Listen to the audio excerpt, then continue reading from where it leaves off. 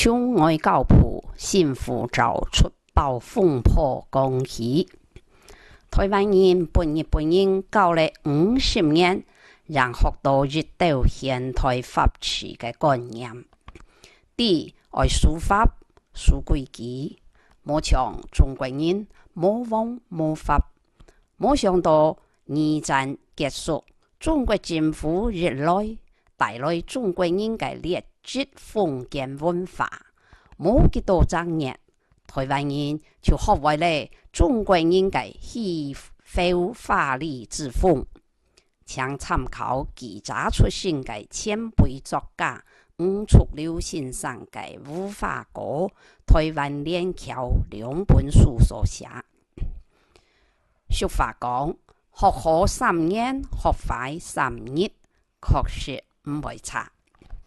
台湾自1945年到今，浸泡在中国中共文化超过70年，公务机关万乃下都系能留就留，能分就分，拖垮政府的公务人员。2016年进党这个论题，民进党第2摆拿到执政权，蔡英文政府上台，不过公务人员并无问题，记得嘅旧习惯、旧文化仍然无改。执政党嘅政务官乃记得唔好，指挥唔同记得，行政事务让我接出问题。去年军中出了假摆大问题，本人民累到为止。政府过程以前无爱无在，并无对症下药，所以让我哋研究如果出包，从内政部日政署长林国然电干委，上爱5次经过安检就入去军方让去。外交部两务局新版护照内入嘅废土都唔错土，发到美国嘅飞机场，引起台风炮。这2件事情都本蔡政府太下面子。